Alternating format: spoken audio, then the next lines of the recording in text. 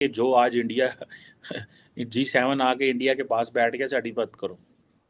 ये है, आप इमेजिन करें कि कहीं आए और हमारी मदद करें ताकि जो चाइनीज़ डोमिनेंस है क्रिटिकल सप्लाई चेन में जो क्लीन टेक्नोलॉजीज़ के लिए, उस पे हमारी मदद करें। कि ये पाकिस्तान के लिए आखिरी मौका है कि वो बाइज्जत तरीके से जो है वो कश्मीर इशू से एग्जिट करे, वरना एक वक्त ऐसा आएगा कि आप इंडिया के पीछे हाथ जोड़े फिरेंगे कि खुदा के लिए हमें कोई ही नहीं है तो मैं बदनाम कौन करेगा यार। एक बात बताओ, एक आदमी जो निहायती जलील हो, जिसकी 2 रुपए की औकात ना हो, जो दुनिया भर से भीख मांगता हो, वो ये कहे कि यार मुकेश अंबानी मेरे पीछे पड़ गया यार, मुकेश अंबानी मुझे बदनाम करना चाहता है यार, मुकेश अंबानी मेरे खिलाफ साजिश करना चाहता है। ये कहां का लॉजिक है?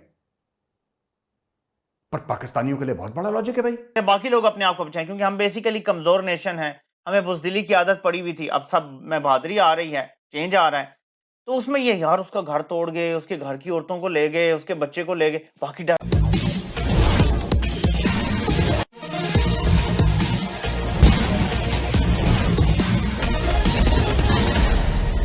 G7 के देश वैसे तो कहने के लिए दुनिया के सबसे विकसित देश हैं और दुनिया की अर्थव्यवस्था का करीब 65% इनके नियंत्रण में है, लेकिन चीन से ये देश इतने घबराए हुए हैं, उन्होंने भारत को इसमें विशेष आमंत्रण देकर बुलाया है और भारत को G7 में शामिल करने की भी निर्णय होने जा रहा है। इनको यह लगता है कि चीन के आतंक से केवल भारत ही उन्हें बचा सकता है। आगे की चर्चा सुनते हैं। कि जो आज इंडिया G7 आके इंडिया के पास बैठ गया, साड़ी मत करो।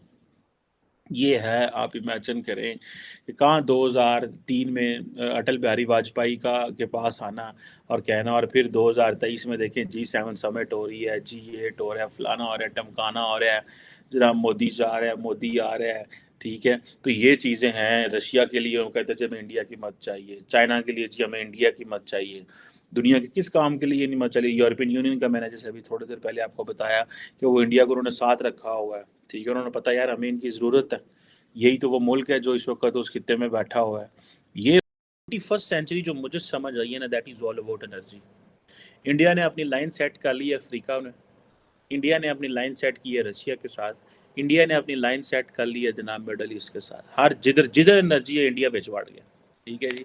अफ्रीका में जारी बात है वो जा रहे हैं, कल को एक्सट्रैक्शन होनी है सारा, तो ये जितने भी ममालिक जो ये कह रहे हैं कि जी ठीक है हमें मिल के जाके एक्सट्रैक्शन करनी है, तो उसे सारे वेख्या जाए ना उसे लड़ पैना आपस में। इंडिया ने जो अपना बायलैटरल रिलेशंस बनाए हुए हैं, जो चाइनीज़ ने बायलैटरल वहाँ पे इस्टेब्लिश किए हैं, अफ्रीकन्स तो जो G7 या जो बाकी हैं तो बड़ा लेट अफ्रीका जा रहे हैं। इस तरह इन्होंने दे हैव लॉस्ट दैट इधर सारे काट पीट गए। चूंकि इस वक्त आप बैंकरप्सी के दाने पे खड़े हैं, तो एक ऐसा मुल्क जो दिवालिया हो चुका है, वो ना किसी के साथ लड़ाई लग सकता है, ना कोई बार्गेनिंग चिप है उसके पास जिसको वो ट्रेड करे इंडिया के साथ, ना कोई रायत मांग सकता है।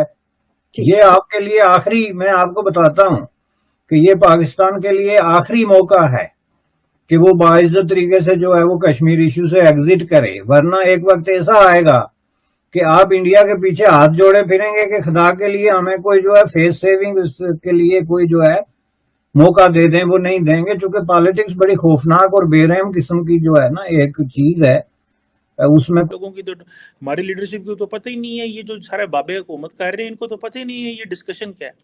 यंग लोग जिनको इन लफ्ज़ों की, इन चीज़ों की समझ है, इन इन इन थेरीज की समझ है, इन प्रोसेसेस की समझ है कि ये क्या है हो रहा है, कैसे हो रहा है, उधर हम जो है वो जाते नहीं है। चाइनीज़ से हम इस तरह की चीज़ लेते नहीं है। चीनी बड़े होशियार ने और साढ़े एफो जी चीज़ें से शेयर नहीं करते, ठीक है जी।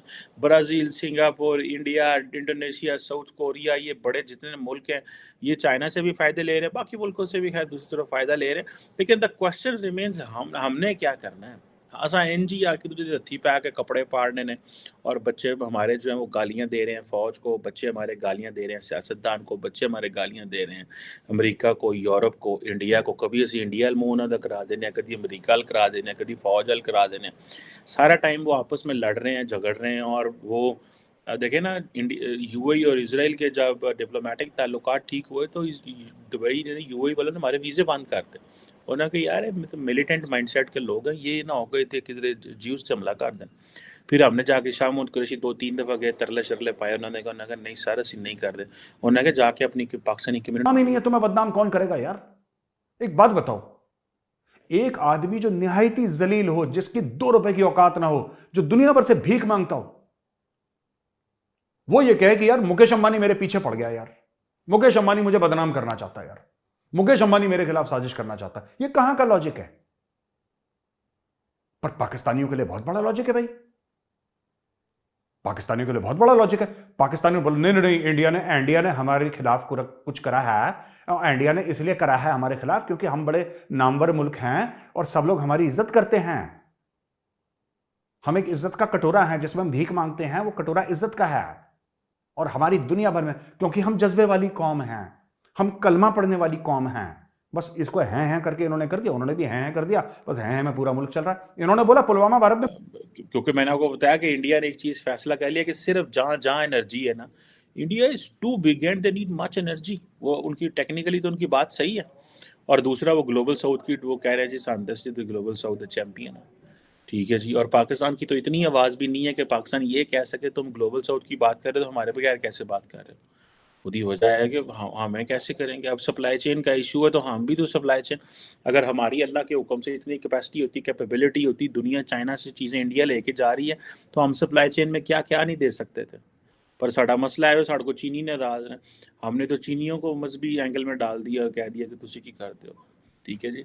सो ये जो चीज़ है ये बड़ी इंपॉर्टेंट है। फिर अब कर्ज़ों के हवाले से मुझे याद है इमरान खान साहब ने कर्ज़ों की बड़ी कोशिश की थी कि यार ये जो कर्ज़े शर्जे है ना, इन्हें तो जान छुड़ाइए और इन्हें ना गल करिए कि कर्ज़े हमारे जो है ना वो इनको मोरेटोरियम लगाए, हमें रोकें, ठीक है ना जी। आएगी ऐसे में अगर गुस्सा ठंडा नहीं होता, आपने इसका प्लान किया हुआ है। 23 करोड़ का मुल्क है, आप तो ये सोच रहे हैं ना डराएंगे डर जाएंगे। आज तक बुजदिली से ये कौम बैठी रही है, फिर बुजदिलों की तरह बैठ जाएंगे। घरेलू औरतों की भी वीडियोस चलाएंगे, लोग डर जाएंगे, पकड़ेंगे घर जाके। घर जाते हैं, सादा लिबास में भी लोग होते हैं, पुलिस वाले भी होते हैं, जिसको पकड़ना होता है वो ना मिले, किसी बच्चे को पकड़ के ले जाते हैं और पूरा घर तोड़ जाते हैं सबक सिखाने के लिए। अच्छा ऑर्डर आया हुआ है सबक सिखाओ साहब को, ताकि बाकी लोग अपने आप को बचाएं, क्योंकि हम बेसिकली कमजोर नेशन है, हमें बुजदिली की आदत पड़ी हुई थी। अब सब में बहादुरी आ रही है, चेंज आ रहा है, तो उसमें ये यार उसका घर तोड़ गए, उसके घर की औरतों को ले गए, उसके बच्चे को ले गए, बाकी G7 का गठन 1975 में हुआ था और उसमें शामिल देश हैं USA, UK, Germany, France, Japan, Italy और कनाडा। ये दुनिया की अर्थव्यवस्था का करीब 65% नियंत्रण करते हैं और ये दुनिया के सबसे बड़े विकसित देश माने जा रहे हैं। लेकिन आप लोगों को पता ही होगा कि अमेरिका के मुकाबले अब चीन भी एक तरह से सुपर पावर बनने का ख्वाब देख रहा है। G7 के देश जितने हैं वे सब अमेरिका के पीछे लामबंद हैं। अमेरिका कोशिश कर रहा है कि चीन के बढ़ते हुए ताकत को रोका जाए, उस पर विराम लगाया जाए, लेकिन चीन मानने के लिए तैयार नहीं है। सारे पश्चिमी देश अमेरिका के नेतृत्व में रूस यूक्रेन युद्ध में उलझे हुए हैं, यूक्रेन की मदद कर रहे हैं, लेकिन रूस मान नहीं रहा है। भारत अभी तक अपनी तटस्थ भूमिका निभा रहा है। भारत का भी चीन से सीमा पर टकराव है, इसलिए अमेरिका और G7 के देश यह चाहते हैं कि भारत उन्हें मदद करे, क्योंकि सीमा पर भारत ही सीधे चीन से टक्कर ले रहा है और भारत के साथ चीन की जो भी 2020 से लेकर अब तक मुठभेड़ हुई है, भारत ने उनको पटकनी दी है, जबकि अभी तक अमेरिका या उसके दूसरे देश केवल सूचना का इंटेलिजेंस शेयरिंग किए हैं। कोई यहाँ आकर फिजिकल रूप से भारत में आकर अपने सैनिक सहायता नहीं दी है। भारत वैसे अकेले ही सक्षम है कि चीन का मुकाबला करे और भरपूर जवाब दे, लेकिन अमेरिका और जो G7 के देश हैं वे चाहते हैं कि भारत चीन का जो मुकाबला करना है, चीन पर लगाम लगाना है, भारत उसकी अगुवाई करे।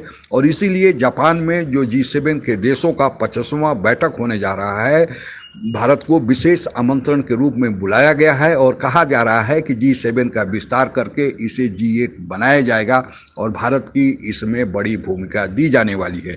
चूँकि यह बैठक जापान में हो रही है और जापान भी चीन से बहुत ज़्यादा त्रस्त है और जापान से भारत के अच्छे संबंध हैं, इसलिए इस लिहाज से यह बैठक जो G7 के देशों की अभी विदेश मंत्रियों की हुई है और इसके बाद उसके शासनाध्यक्षों की होगी, उसमें भारत को एक बहुत बड़ी भूमिका अंतर्राष्ट्रीय स्तर पर मिलने जा रही है और यह भारत के बढ़ते हुए आर्थिक और सामरिक ताकत का एक परिचायक है जिस पर हमें गर्व है।